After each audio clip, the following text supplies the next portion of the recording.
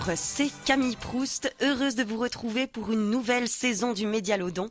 Le principe de l'émission, un thème, chaque semaine différent, sur lequel on lit du théâtre et sur lequel on parle littérature, cinéma et philo. C'est la même chose que l'été dernier. Vous nous aviez dit que ça vous avait plu, ça nous a plu, nous aussi.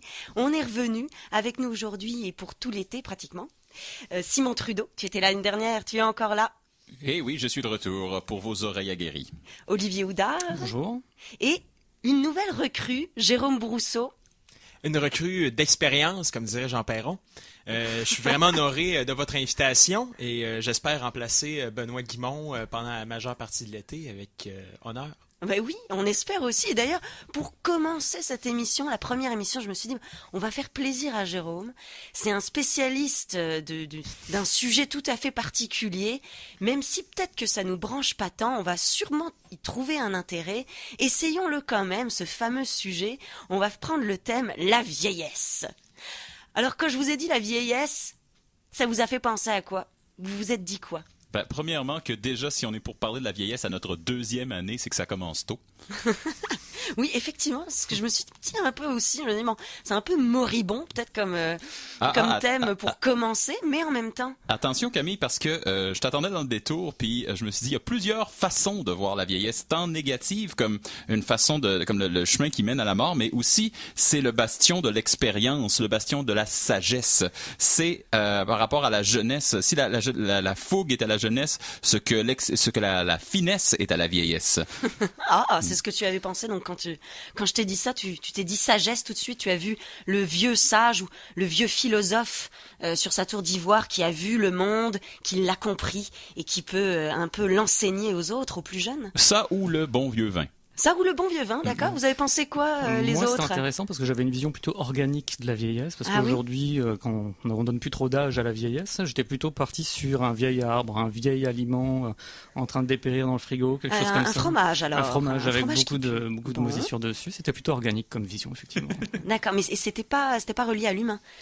Non, tu voyais d'autres. Parce qu'aujourd'hui, on n'est pas capable de donner un âge, dire être vieux, c'est quoi exactement aujourd'hui? On le définit beaucoup moins bien que jadis, disons, parce que le corps se maintient plus. On a des tas de solutions. Intéressant aussi. Moi aussi, j'ai pensé à ça quand j'ai pensé à vieillesse. Je me suis dit, l'âge. C'est vrai, à quel âge on est vieux? On se pose toujours un peu la question. D'ailleurs, on le verra dans la partie théâtre, cet âge relatif associé à la vieillesse. Simon. Puis aussi, ce qui est intéressant, c'est que quand on pense à la vieillesse, on le pense très bien souvent de notre point de vue d'adulte, mais pour un jeune, pour un enfant, la vieillesse, ça veut dire l'affranchissement, ça veut dire devenir sa propre personne, c'est se mettre à avoir de l'autorité. Le plus vieux des fils a souvent l'autorité, l'ascendant sur les autres. La vieillesse, donc, pour un adulte, c'est très différent de la vieillesse pour un enfant. Oui, c'est vrai, c'est un statut, en fait. Tu accèdes à un statut particulier une fois que tu es vieux. Pour l'enfant qui voit ça. Jérôme, toi, tu en pensais quoi? Oui, donc effectivement, la vieillesse s'élargit. On doit voir la vieillesse tout au long de la vie. Donc l'enfant aussi vieillit, évidemment. La question donc du vieillissement, en tout cas, je pense aujourd'hui, ce qu'on s'entend ce sur quoi on s'entend quand on parle vieillissement, en tout cas aujourd'hui, sera probablement davantage l'aspect donc de dégradation, je dirais, au fil des années. La partie descendante, la pente descendante de la vie.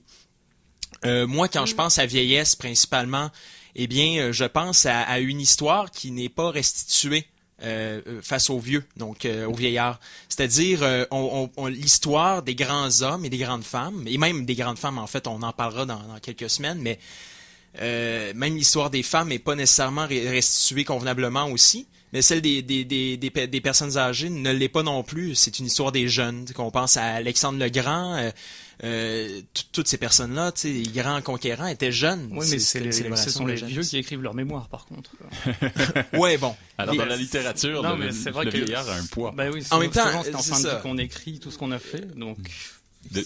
Depuis le Mathusalem biblique, ils ont quand même de la place dans la littérature, tous ces bons vieux. Ce qui est intéressant, comme observateur, sinon peut-être juste le vieillard qui observe, qui voit devant lui. On a cette image des fois de la personne qui ne travaille plus activement, donc qui contemple un peu plus. C'est un côté contemplatif. Et oui, donc c'est un aspect qui mérite réflexion, c'est de dire est-ce qu'il y a une actualité dans la vieillesse, où c'est seulement un rapport au passé, puis un rapport à la contemplation des choses faites. Et donc, ça aussi, c'est quelque chose à réfléchir. Que je t'attends dans le détour sur celle-là, moi, dans ma chronique. Pourquoi? Ah oui, dans ta chronique, ok, on y reviendra à ce moment-là. Ben oui. Moi, j'ai pensé à vieillesse, donc je pensais à ça, à l'âge aussi, puisque pour le théâtre, j'ai pensé à Oncle Vania, ça m'est venu assez rapidement.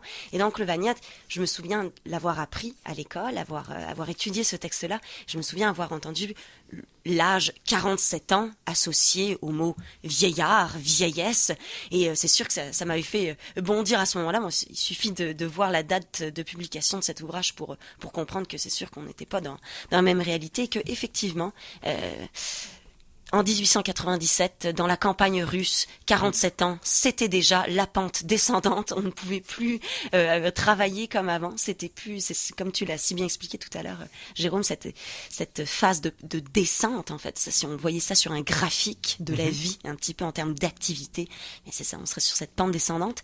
Et j'ai pensé aussi, moi, à la sexualité quand j'ai pensé à la vieillesse. Dans l'ouvrage dont je vais parler, justement, le sujet est abordé, il y aura ça. Et j'ai pensé à la phrase vieux dégueulasse que j'avais déjà entendu un moment, une personne qui disait ça.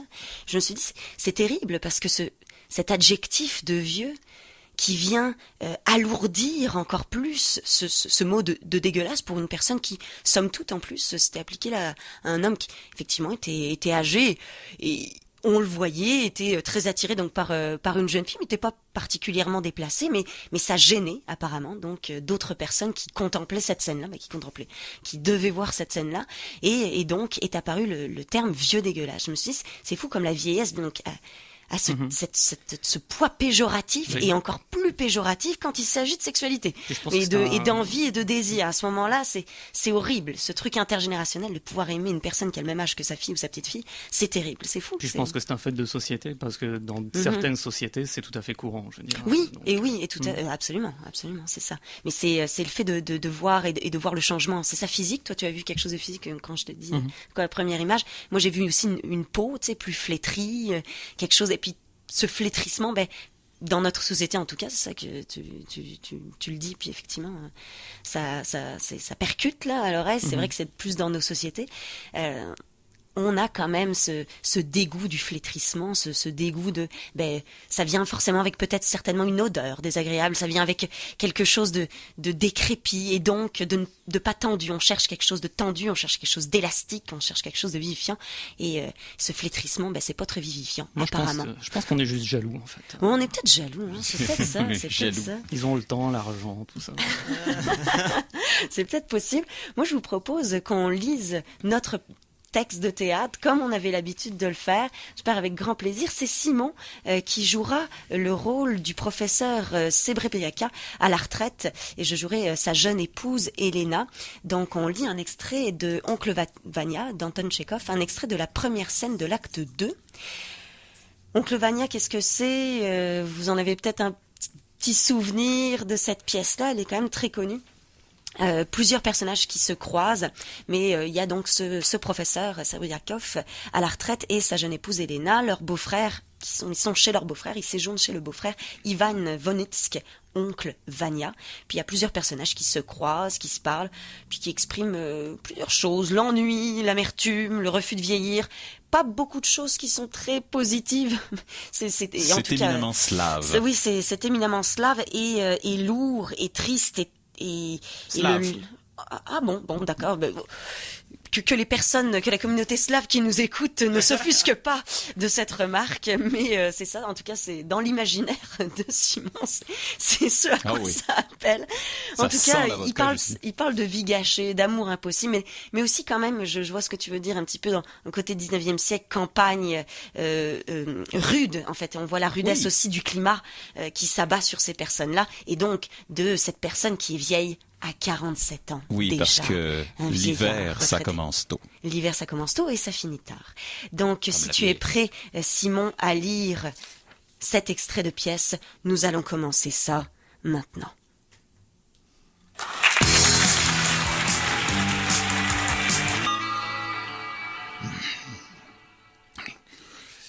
Cherche-moi demain matin dans la bibliothèque les œuvres de Batiushkov. Il me semble que nous les avons. Quoi ? Cherche-moi ce matin, Batiushkov. Nous l'avions. Pourquoi ai-je tant de peine à respirer? Tu es fatigué. Voilà 2 nuits que tu ne dors pas. On dit que la goutte tonna 33 à Turguniev. Une angine de poitrine. Je crains d'en avoir une aussi. Ah, maudite et exécrable vieillesse. Que le diable l'emporte. Quand je suis devenu vieux, je me suis dégoûté moi-même. Et pour vous tous, ce doit être dégoûtant de me voir. Tu parles de ta vieillesse comme si nous en étions la cause. Je te dégoûte, toi, la première. Et tu as certainement raison. Je ne suis pas bête et je comprends. Tu es jeune et bien portante et belle, tu veux vivre. Et moi, je suis un vieillard, presque un cadavre. Est-ce que je ne comprends pas cela? Évidemment, il est stupide que je sois encore en vie. Mais attendez, bientôt je vous débarrasserai tous. Je n'ai plus longtemps à traîner. Je suis à bout de force. Pour l'amour de Dieu, tais-toi. Il se fait que grâce à moi, tout le monde est à bout. Tout le monde s'ennuie, perd sa jeunesse. Moi seul goûte la vie et suis content. Mais oui, certainement. Tais-toi. Tu me martyrises. Je martyrise tout le monde, évidemment. C'est insupportable. Dis-moi ce dont tu as besoin. Je n'ai besoin de rien. Alors tais-toi, je t'en prie. C'est drôle, hein? Qu'Ivan Ivanovitch parle, ou cette vieille idiote de Maria Vassilinieva, tout s'écoute. Mais que je dis seulement un mot, tous commencent à se sentir malheureux. Ma voix même est désagréable. Enfin, admettons que je sois dégoûtant, égoïste, que je sois un despote. Se peut-il, même dans ma vieillesse, je n'ai pas droit à l'égoïsme? Est-ce possible que je ne l'ai pas mérité? Est-il possible, je te le demande, que je n'ai pas droit à une vieillesse tranquille, à l'attention des gens? Et personne ne te conteste tes droits. Le vent s'est levé. Je vais fermer la fenêtre. Il va pleuvoir. Personne ne conteste tes droits. Toute sa vie à travailler pour la science, à s'habituer à son cabinet, à son auditoire, à ses estimés collègues. Et tout à coup, sans rime ni raison, se trouver dans ce tombeau, voir chaque jour des gens stupides, écouter des conversations puériles. Mais je veux vivre. J'aime le succès, j'aime la notoriété, le bruit. Ici, on est comme en relégation. À toute minute, avoir le regret du passé, suivre le succès des autres et craindre la mort. Et ici encore, on ne veut pas me pardonner ma vieillesse. Attends. Patiente. Dans 5 ou 6 ans, je serai vieille, moi aussi. Merci beaucoup, Simon, pour cet extrait. J'ai mal à la gorge. Donc, un extrait. Oui, mais en prenant cette voix, là, c'est pas si étonnant que ça. C'était un extrait de la première scène de l'acte 2 de Oncle Vania d'Anton Tchekhov. Vous écoutez le Médialodon sur CKRL 89.1. Je vous propose, avant de retrouver Olivier pour la chronique littérature, je vous propose d'écouter When I'm 64 des Beatles.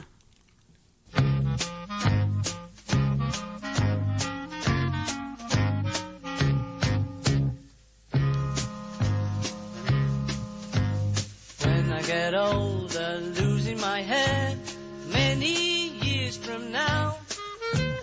Will you still be sending me a Valentine, birthday greetings, bottle of wine?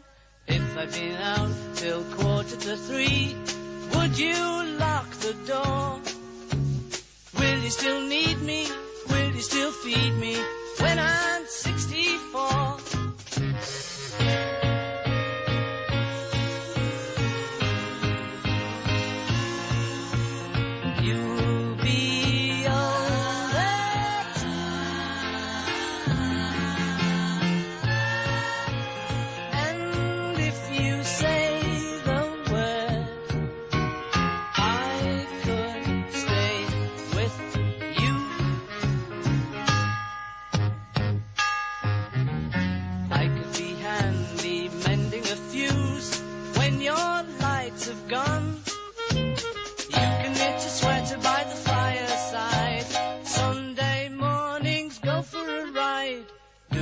Garden, digging the weeds.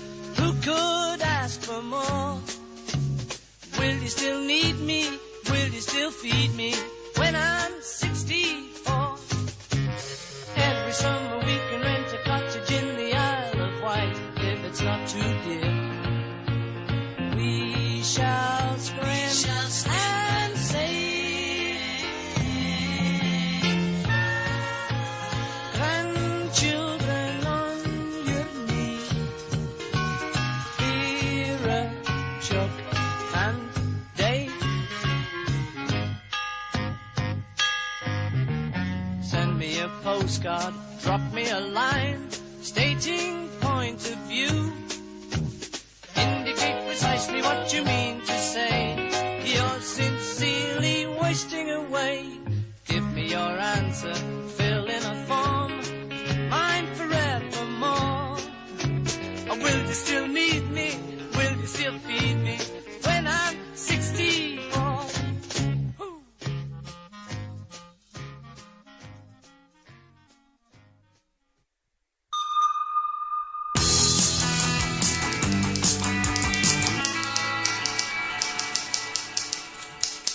Olivier Houdard, tu nous parles du livre Vieillesse délinquante de G. Morris, publié en 1984. Absolument. Alors je vous dirais déjà pour le choix du livre, évidemment, et puis je ne vais pas vous le faire à chaque fois, mais ce coup-ci le sujet de la vieillesse était particulièrement compliqué. Je dirais que c'est pas tout à fait le genre de littérature que j'aborde régulièrement, mais j'ai eu la vision du film Screamers, Planète Hurlante. Je ne sais pas pourquoi. Et c'est une histoire d'assez science-fiction, bref, qui n'a vraiment aucun intérêt maintenant, mais disons Avec que... Roy Dupuis. Non, même pas, non. Enfin bref, ça n'a pas vraiment d'importance. Mais en tout cas, ce côté science-fiction m'a fait bifurquer vers un livre d'anticipation sur la vieillesse. Je suis tombé sur la couverture, et la couverture donc du livre qui s'appelle Vieillesse délinquante. Je l'ai vu, elle est interpellante. Elle est interpellante. En fait, c'est deux femmes à moitié dénudées en tenue de latex et cuir. Et je me suis dit, c'est vraiment intéressant de parler de la vieillesse avec ce genre d'illustration. Je ne sais pas pourquoi, mais j'ai été curieux. Je me suis dit, allons de l'avant, voyons ça. Les experts se Et de la questionnent. délinquance. Oui. Donc, Tout à vieillesse fait. délinquante. Ouais, l'auteur, je ne le connaissais pas du tout non plus, donc ça a été vraiment une découverte pour moi. Et les romans d'anticipation, c'est pas non plus ma tasse de thé. Donc, je vous dirais que de A à Z, ça a été la découverte. L'anticipation, donc, ce qui veut dire que pour tous nos amis scientifiques qui sont très rigoureux sur tout ce qui est science et puis réalité, là, il va falloir vous mettre soit des bouchons dans les oreilles ou être, ouvert pendant une dizaine de minutes. D'accord, parfait. Alors peux-tu nous parler un peu de l'histoire de Oui, ce livre ? tout à fait. En fait, c'est l'histoire de Eddie qui a 80 ans, et puis on introduit Eddie tout de suite dans le premier chapitre. Il est dans un appartement complètement futuriste. C'est donc une personne qui a 80 ans et puis il s'observe dans le miroir. Il observe ses muscles et tous ses organes, disons, et il est très content de lui en fait parce qu'à 80 ans il est en pleine forme. Et là on nous explique que dans le futur, qui est une période complètement indéterminée, évidemment on peut faire des opérations de chirurgie esthétique, tout ce qu'on connaît aujourd'hui. Par contre son visage, lui, il a 80 ans. D'accord, donc le corps ne correspond absolument pas à la tête. Exactement, ce qui fait qu'on peut le reconnaître comme une personne âgée, mais disons que tout son corps est parfaitement fonctionnel, il est musclé, il prend des protéines et plein de choses pour être en forme. D'accord. Et disons que cette première scène où vraiment il s'observe dans le miroir est assez surprenante aussi, c'est-à-dire qu'on se demande quel livre on est en train de lire. On a aussi un vocabulaire vraiment étrange, je dirais. C'est un auteur qui, je ne sais pas où il a cherché en fait toutes ses idées, mais je vais vous lire un petit peu. Conformément à une programmation préalable traduisant les goûts déterminés par toute une batterie de tests complexes infaillibles des futurs occupants du local, plus exactement sur la classique armature de bétoplast, plexoglas et plaximétal, aglomarbre et saint-aubois, enfin des choses comme ça, c'est assez, je dirais, là j'ai commencé à rigoler, puis on est à la page 1. D'accord. Mais je vous le dis quand même, j'ai beaucoup aimé ce livre. Donc tu en as appris un peu plus sur le matériel, ça a l'air Le très matériel du texturé, futur, ce tout à partir livre-là. de plastique, ainsi Ok. de suite, quoi. Donc, mais j'ai beaucoup aimé ce livre. Donc, au départ, on nous introduit avec le personnage Eddie, qui est une personne âgée, mais sauf qu'au bout d'un moment, on se rend compte que Eddie, il n'a pas le droit de sortir de chez lui. Parce que les personnes âgées n'ont pas le droit de circuler librement dans les rues. Elles sont dans des maisons de retraite géantes. Et en fait, au fur et à mesure, dans le temps, on va se rendre compte que c'est plus des camps de retraités. Eddie donc est chez lui, pas vraiment chez lui, il est dans l'appartement de son fils. Aléatoirement, il couche aussi avec les femmes de son fils. Ça fait partie un petit peu du côté piquant du livre. Et c'est quelque chose d'interdit ou c'est dans cette société futuriste-là, c'est comme quelque chose de totalement accepté? Dans le futur, d'après l'auteur, effectivement, on peut échanger ses femmes. Je sais que dans certains livres sacrés, c'est déjà écrit, hein, donc en fait, il n'invente rien, mais en tout cas, c'est la possibilité qu'il a de coucher avec les femmes de son fils, et son fils n'est pas vraiment choqué de ça non plus. Et donc, un soir, après une aventure sexuelle avec une des 3 épouses de son fils, un matin, il se réveille et puis il se dit ça va plutôt bien, je vais sortir de l'appartement. Mais c'est donc strictement interdit. C'est totalement interdit, mais après une longue nuit, comme il l'a passée, je pense que tout est possible. Donc il sort dans la rue, il commence à marcher et il part à l'ouest, parce qu'on sait qu'à l'ouest, c'est la liberté absolue. Tout va se passe là, là-bas, c'est sûr. Pet Shop Boys l'ont dit. Effectivement.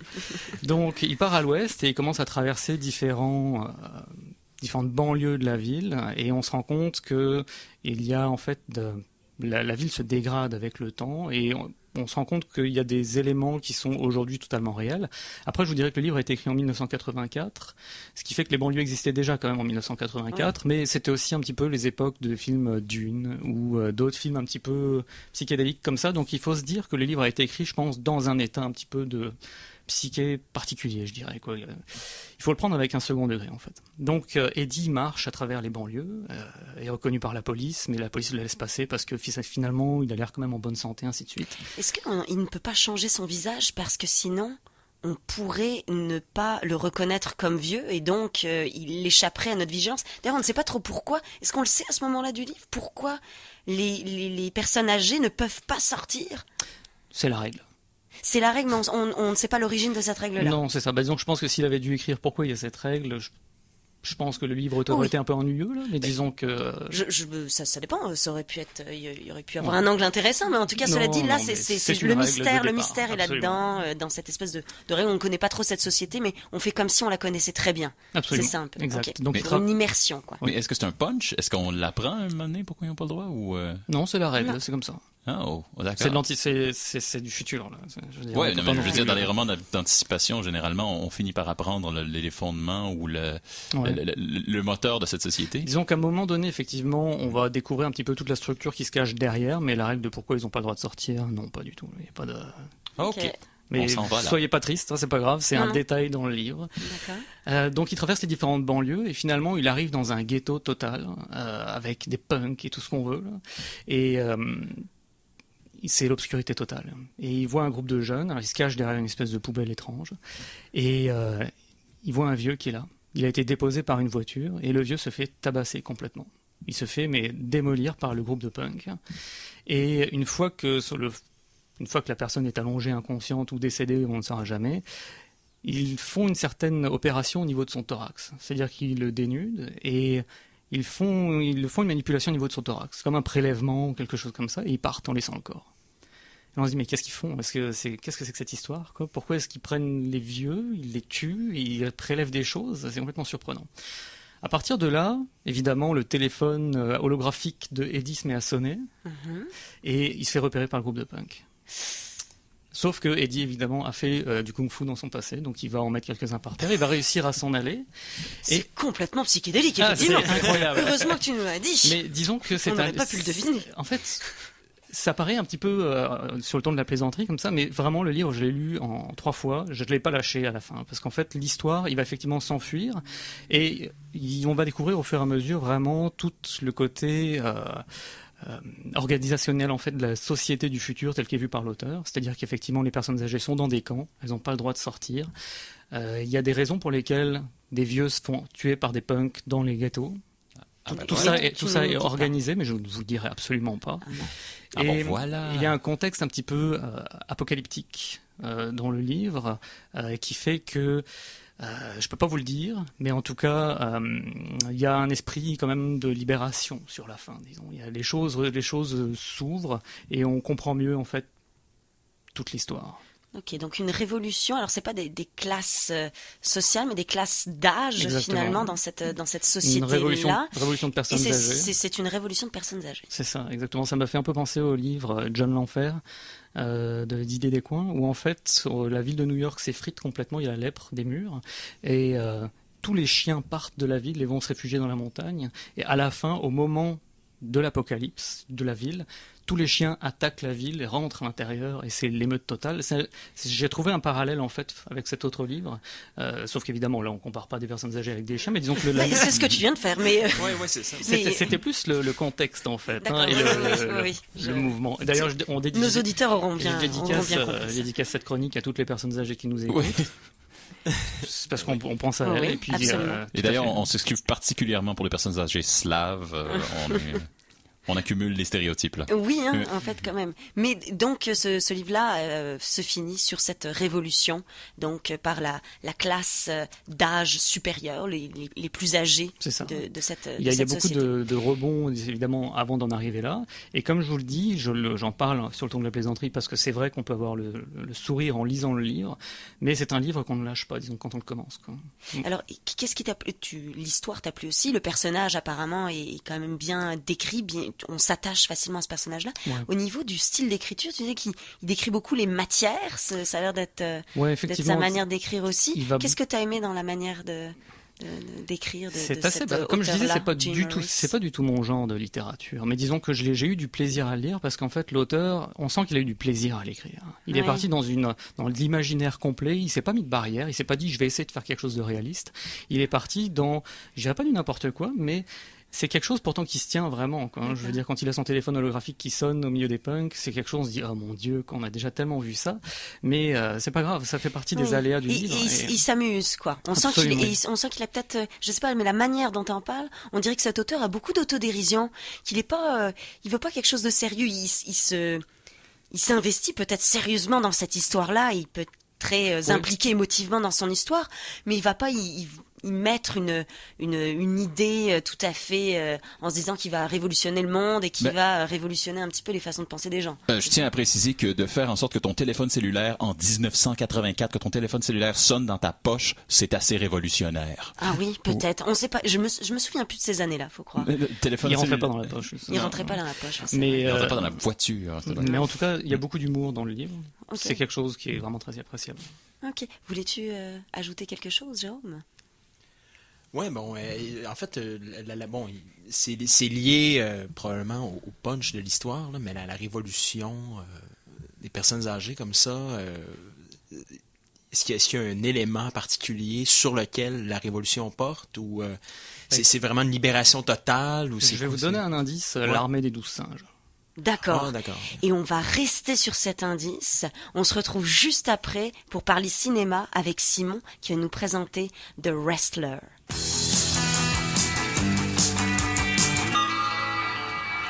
Cinéma. Simon Trudeau, tu nous parles de The Wrestler. J'espère que je le prononce bien, mon anglais est toujours un peu approximatif. Le lutteur, réalisé par Darren Aronofsky, sorti en 2009. En 2008, mais oui. 2008, peut-être que mes chiffres n'étaient pas exacts. Désolé. Non, il y a eu deux lancements en fait. Ah, c'est pour Il y a ça. eu un lancement international et un lancement local. Oui, en fait pour la question de la vieillesse, il y a plusieurs films quand même qui se sont portés sur la question de la vieillesse, surtout la vieillesse en ce qui a trait à l'approche de la mort. Mais moi j'avais le goût et je me suis donné ce défi en début de saison. Je me suis dit j'ai envie de toujours prendre le thème de la semaine d'un angle un peu différent, d'un angle un peu inattendu. Et ce qui m'intéresse avec The Wrestler en ce qui a trait à la vieillesse, c'est que c'est pas tant une œuvre qui se préoccupe de l'âge physique du personnage qui est interprété avec brio par Mickey Rourke, mais sans doute le rôle qu'il a remis sur le plan des je me souviens de ça là, de vraiment Mickey Rourke de retour pour un film absolument. Après ces années de boxe. ces années de boxe et bien abîmées. Oui, mais pas juste par la boxe. Non, abîmé de façon générale, qui avait été remis sur la carte par Sin City quelques années plus tôt, mais qui a été vraiment considéré comme un acteur sérieux à cause de son rôle dans The Wrestler. Mais je m'intéressais pas juste à ça à cause de son âge physique, mais vraiment parce que dans ce film, Mickey Rourke représente le kitsch.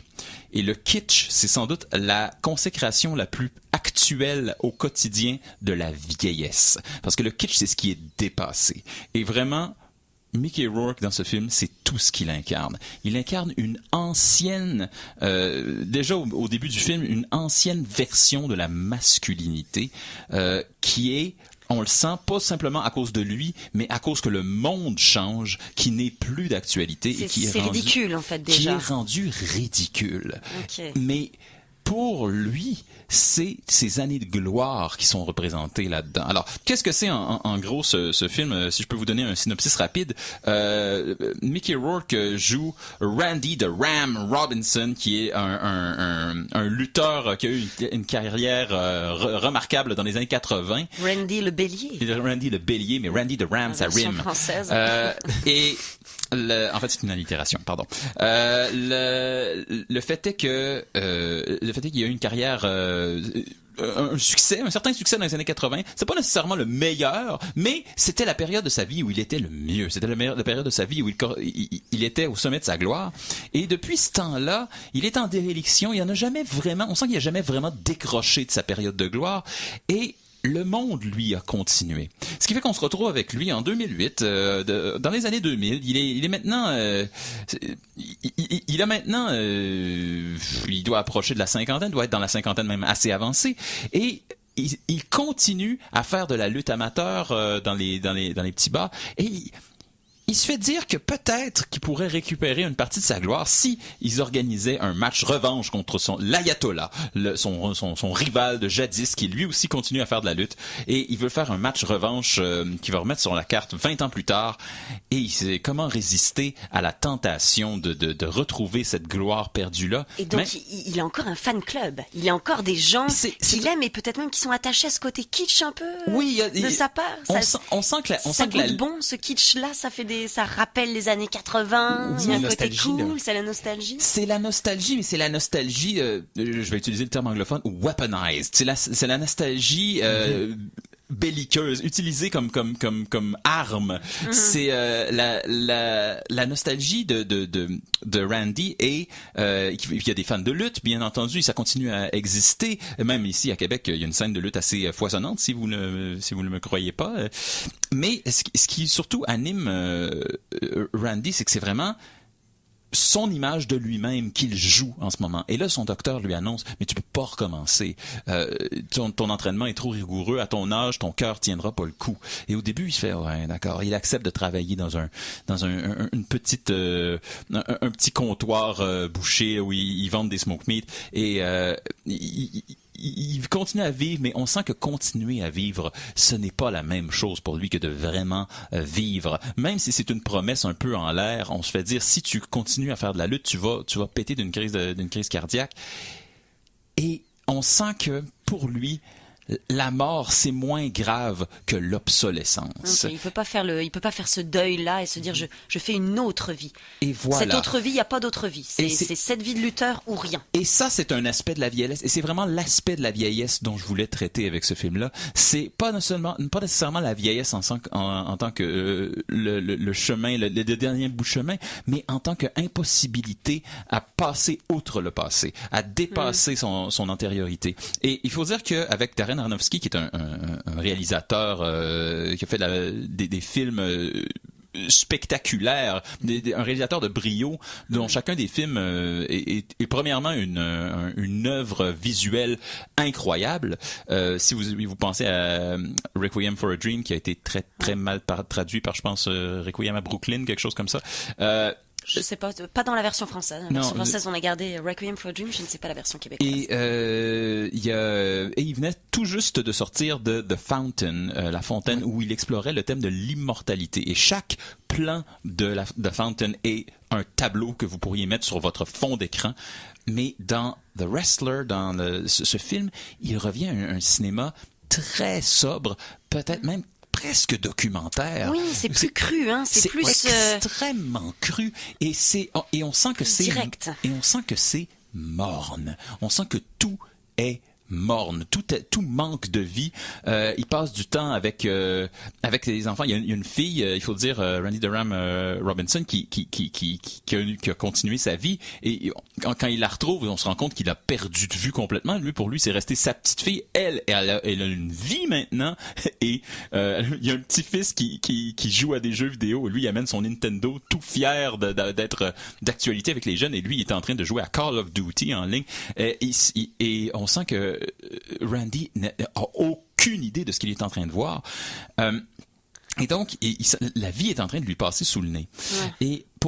Et Darren Aronofsky, donc, fait la photo de son film, comme si c'était un documentaire sur cet homme-là et sur cette époque-là qui s'est perdu, sauf lorsqu'il remonte dans le ring. Et lorsqu'il remonte dans le ring avec les applaudissements de la foule, soudainement l'éclairage qui devient très fort, presque un délire, presque un aveuglement.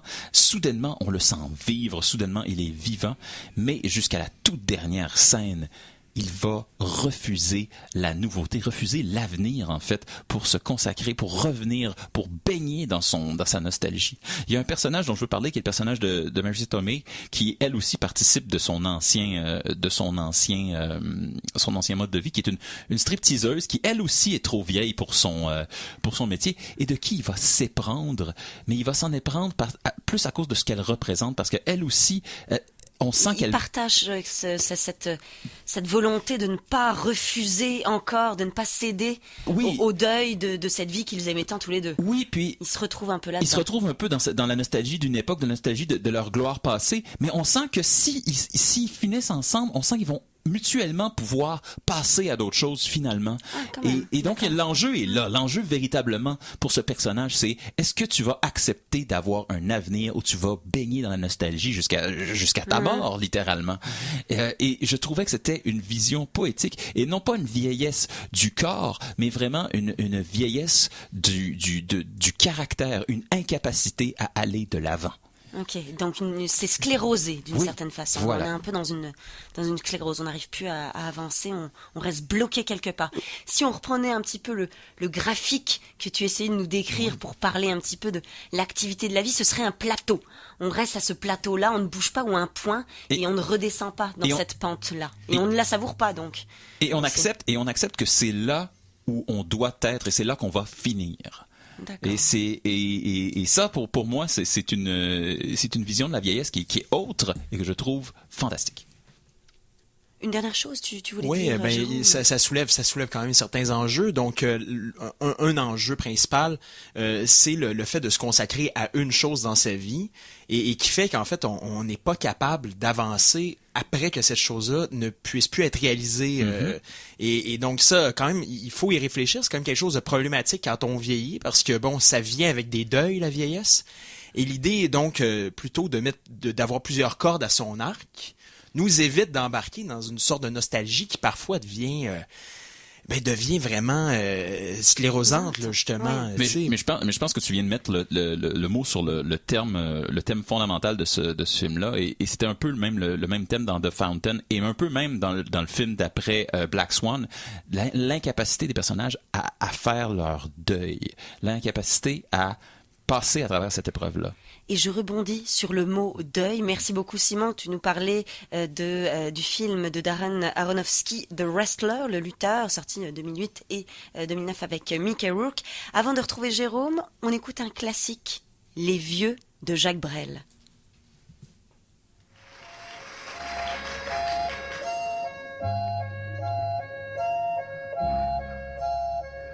Les vieux ne parlent plus, ou alors seulement parfois du bout des yeux.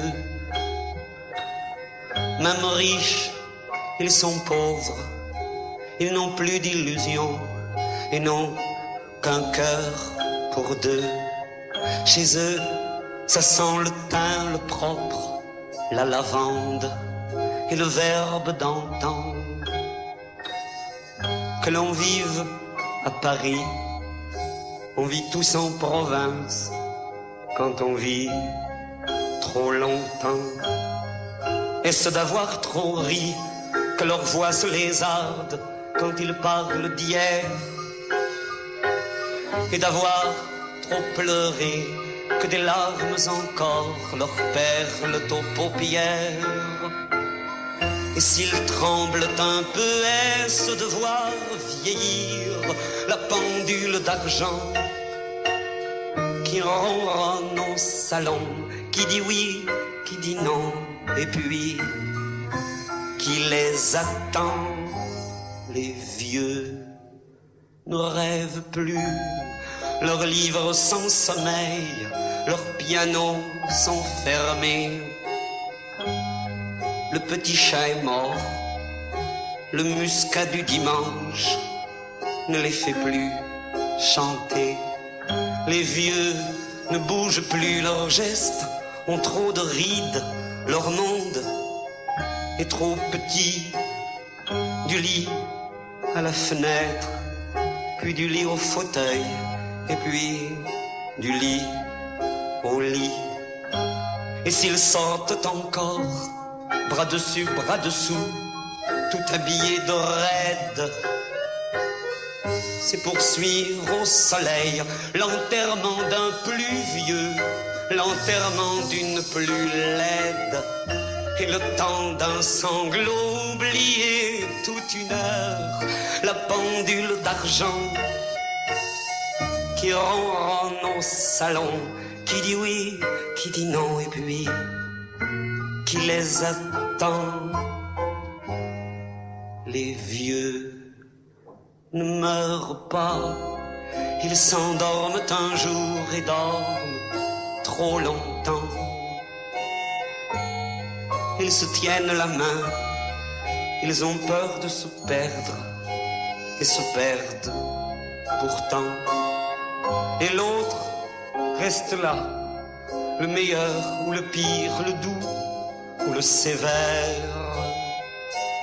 Cela n'importe pas, celui des deux qui reste se retrouve en enfer. Vous le verrez peut-être, vous la verrez parfois, en pluie et en chagrin,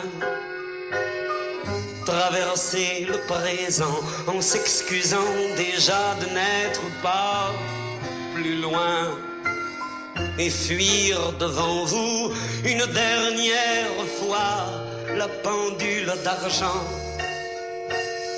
qui ronronne au salon, qui dit oui, qui dit non, et puis qui l'attend, qui ronronne au salon, qui dit oui, qui dit non, et puis qui nous attend.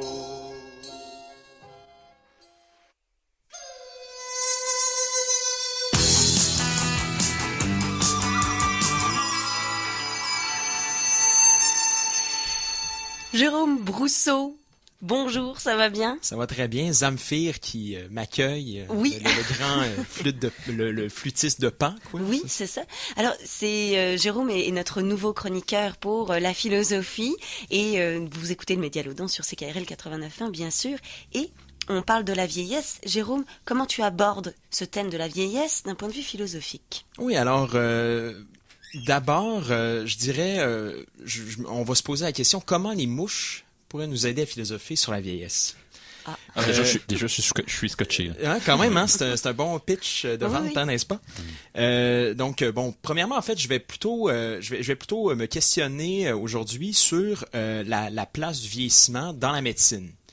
Et une distinction que les gériatres font habituellement, en tout cas que j'ai vu dans mes études en gérontologie, qui est la distinction entre le vieillissement normal et le vieillissement pathologique. Donc, une distinction qui est tout à fait acceptée dans l'enseignement même de la gériatrie, notamment au Québec. Donc, cette distinction suppose deux questions bien différentes. Alors, premièrement, est-ce que le vieillissement est normal ou pathologique? Puis la deuxième question, c'est advenant que le vieillissement soit normal, quels sont les critères nous permettant de délimiter cette norme? Comment on arrive à différencier donc ces deux catégories? Ouais, c'est ça. Un vieillissement normal et un vieillissement pathologique, c'est Ouais, ça? c'est ça. Ça existe Donc, les deux, mais sur quels critères? C'est ça, sur quels critères? Donc, d'abord, la question à savoir si le vieillissement est un processus physiologique ou pathologique est une vieille question, en fait, qui date au moins depuis l'Antiquité grecque. Donc, dans l'Antiquité grecque, le vieillissement est dû à une perte de la chaleur innée, menant à la dyscrasie, le déséquilibre des fameuses humeurs. Donc la bile noire, la bile jaune, le Ce flegme, qu'on pensait quoi, tous ces fluides ouais, c'est là ça, qui tous ces viennent fluides. nous Ces 4 grands fluides influer qui, sur notre vie. Et, oui. si je peux me permettre, dans ce cas, ce déséquilibre, il arrive, comparé à aujourd'hui, disons, il pouvait arriver n'importe quand, n'importe quel âge. Est-ce que c'était comme Non, mais la désordre, vieillesse, la vieillesse, il faut s'entendre. Dans l'Antiquité grecque, les citoyens, par exemple, les citoyens d'Athènes, vivaient beaucoup plus longtemps que tous les autres, ce qu'on appelait à l'époque les barbares, là. Donc, Aristote, par exemple, suggérait qu'on pouvait commencer idéalement à se reproduire chez les hommes à partir de l'âge de 40 ans. Évidemment, il n'y avait pas un esclave ou presque pas d'esclaves qui vivaient jusqu'à 40 ans à cette époque-là. Mais les citoyens, bon, on s'entend, on est loin de la température, donc le Vania. Hein? Donc, Oui. On est loin du Donc, climat là, rude oui. slave, Et là on est encore- en Grèce. Là là. encore, l'âge de la vieillesse qui est différent, pas forcément dans l'époque, mais entre les classes sociales. C'est Oui, pas le même absolument, âge voilà. où on vieillit, selon la classe à laquelle on appartient.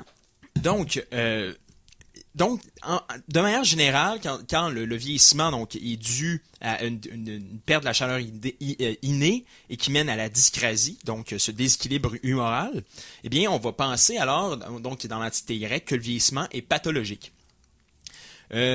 Par contre, il y avait 2 auteurs qui, m'ont apparu dire pas nécessairement la même chose que ce qui semblait être d'office à l'époque. D'abord, Hippocrate, dans ses grandes règles d'hygiène, supposait, en tout cas on pourrait penser qu'il supposait l'existence d'une santé propre au vieillage. Le Galien de Pelgame, lui, l'a évoqué de manière beaucoup plus claire. Donc, selon lui, les vieillards jouissent d'une santé qui leur est propre, moindre que les jeunes adultes, équivalente à celle du convalescent. D'accord. Donc, on imagine donc qu'il y aurait une santé différente. Selon mais les âges. Selon aussi. les âges, voilà. Mais pareil pour les jeunes, finalement. On a aussi ce souci-là de tel âge à tel âge, notre corps n'est pas le même non plus Non, qu'à l'âge exact, adulte. exact. Donc, on a aussi une santé particulière à cet âge-là et des Ben oui. signes vitaux particuliers. Et donc, justement, là, je fais un grand saut dans l'histoire. Pour plus d'informations sur l'histoire de la gériatrie, je vous conseille un bouquin, malheureusement, il n'est pas traduit, de l'historien et médecin Mirko de Gremek, qui est un Croate. Et donc, en anglais. En en anglais, il a été anglais, ouais, traduit en pas, anglais, non, ok. voilà, je me suis pas Parce que tapé un bouquin de 150 pages en croate, ne vous en faites pas. Donc, On Aging and Old Age, datant de 1958, même si la date peut rebuter, pour des écrits scientifiques, historico-scientifiques, l'histoire est vraiment intéressante. Donc, il retrace toute l'histoire de la gériatrie pendant la Renaissance. De l'Antiquité jusqu'à ses jours à lui. Et donc, au début du 20e siècle, on garde la même idée il pourrait y avoir une santé propre au vieillage, notamment dans la fondation de la gériatrie moderne par Ignaz Leo Nasher, un médecin gériatre américain. Et donc, lui, il avait pour projet de faire la gériatrie une discipline médicale équivalente à celle de la pédiatrie. Donc, pour lui, le vieillissement, c'est une phase de la vie normale, un changement physiologique au même titre que la croissance de l'enfant, par exemple. Mm-hmm. Donc, maintenant que, chez les gériatres, l'idée qu'il y aurait, encore aujourd'hui même, un vieillissement normal, alors ça suppose une seconde question. À savoir, quels critères nous permettent de délimiter le vieillissement normal et de le distinguer par rapport à son penchant pathologique. Un des grands critères qui a été avancé, notamment dans les grandes études longitudinales américaines sur le vieillissement, donc c'est le critère de l'inévitabilité. Donc, on peut penser à l'inévitabilité au sens d'universel, de fréquent, le caractère fréquent. Donc, il y a des grandes critiques qui ont été faites sur ce critère-là de l'inévitabilité, de la fréquence statistique. Donc, à savoir, par exemple, Georges Canguilhem, le grand philosophe français, dans sa thèse de doctorat de médecine, où il dit il y a des états très rares qui ne sont pas forcément pathologiques. Donc, déjà, c'est une idée intéressante. Un des exemples vraiment spectaculaires, c'est la dextrocardie. Donc, avoir le cœur à droite ou l'inversion totale des viscères qui existe. Je ne sais pas c'est quoi la prévalence de cette anomalie, mais donc c'est pas nécessairement pathologique comme anomalie. On pense notamment au joueur de basketball Randy Foye des Nets de Brooklyn qui a le cœur donc à droite au lieu d'être à gauche, et ça n'empêche pas d'être un athlète évidemment de haut niveau. Ensuite, il y a l'inévitabilité versus ce qui pourrait nous apparaître évitable. Et là, donc, sur ce point-là, il y a un philosophe, Peter Sedgwick, un philosophe anglais, en 1973, qui écrit que ce qui a été autrefois des causes inévitables de décès sont devenues peu à peu évitables au gré du progrès médical. On risque ainsi de fonder la distinction entre le vieillissement normal et le vieillissement pathologique sur les attentes de la société envers la médecine et la science, ce qui peut quand même être problématique. Au fond, le caractère inévitable ou normal du vieillissement pourrait être changé grâce à la science, grâce au progrès technologique. Ce qui, au fond... Donc, oui, c'est joué avec... C'est joué, donc, okay. donc des causes, par exemple, vieillissement normal, disons, on pense au vieillissement normal, l'opacification normale du cristallin. Là c'est pas la longévité sur le combat de la maladie, c'est la longévité sur vraiment juste la longévité. On essaye d'agrandir vraiment l'espérance de vie des personnes, pas en se basant sur les maladies, mais sur vraiment juste l'étalement du vieillissement. Et donc le fait que la vie rallonge depuis déjà plusieurs années, puis que l'on est rendu avec une moyenne d'âge de 80 ans, ça remet en cause la distinction entre la vieillesse pathologique puis la vieillesse non pathologique? Parce que ça la relativise? Ben, en fait, non. Ce qui est problématique grandement avec cette distinction-là, c'est que on essaie de fonder le vieillissement sur des normes biologiques qui ne sont pas celles de l'enfance. Donc, je pense, et là, c'est la grande question à laquelle tente de répondre la biologie évolutive. Et donc, j'amène les mouches dans le sujet parce que j'en parlais. Et donc, il y a des études qui montrent qu'en fait, qu'on est capable d'allonger la vie de mouches à fruits. Mais l'idée, c'est que la longévité n'est pas un caractère adaptatif. Donc, c'est-à-dire que, vu que toute chose qui se produit après la reproduction individuelle n'ont pas d'importance dans la sélection naturelle, ne sont pas sélectionnées pour elles-mêmes. Contrairement à la jeunesse. Donc, la croissance chez l'enfant est un caractère qui est sélectionné pour la survie, pour la reproduction individuelle. Le vieillissement, vu que ça se produit après, mais c'est pas un événement qui est prévu dans l'évolution.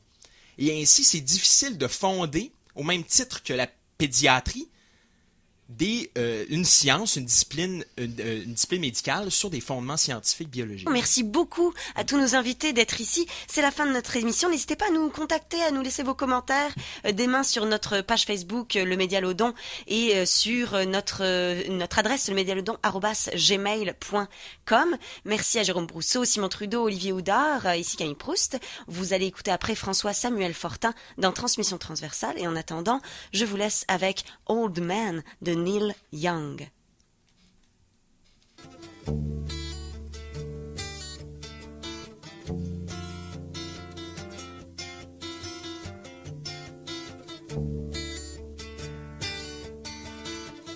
Old man, look at my life. I'm a lot like you were. Old man, look at my life. I'm a lot like you were.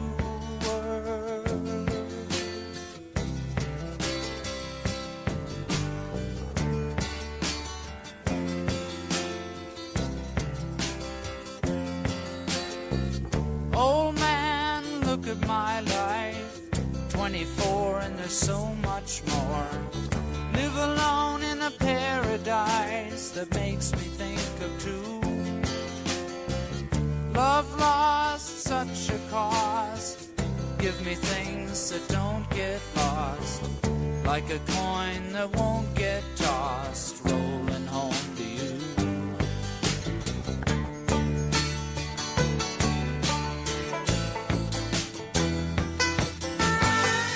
Old man, take a look at my life. I'm a lot like you. I need someone to love me the whole day through. One look in my eyes and you can tell that's true.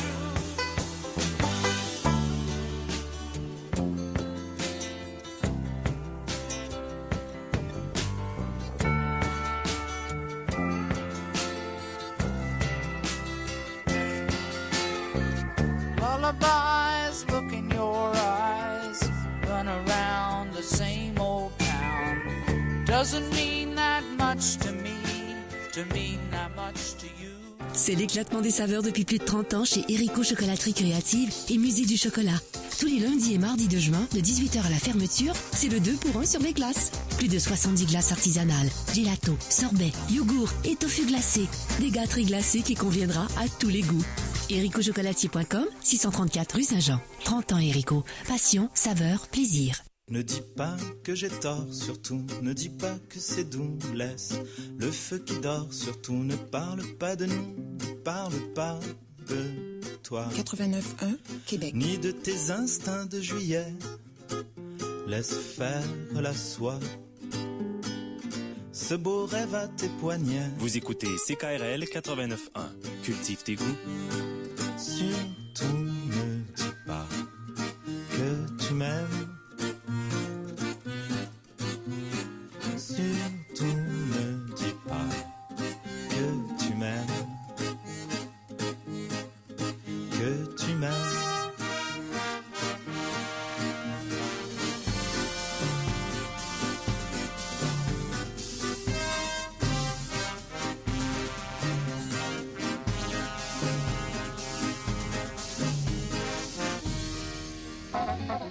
La Maison de la littérature vous invite à un 5 à 7 festif en compagnie de lauréats de quelques prix littéraires. Au menu, animation, musique, cocktails et petites bouchées. Célébrez les talents d'ici et venez entendre des extraits des textes lauréats lus par des comédiens. Lumière sur les lauréats des prix littéraires, le mardi 5 juin à 17h30 à la Maison de la littérature. Gratuit sur réservation, 88 681 67 97.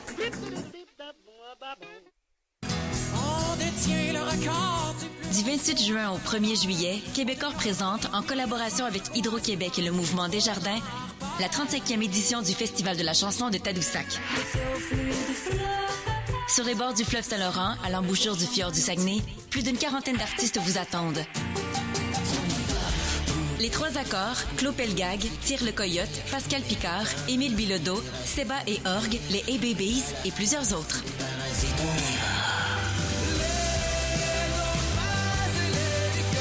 Informations et billetterie sur chansontadoussac.com.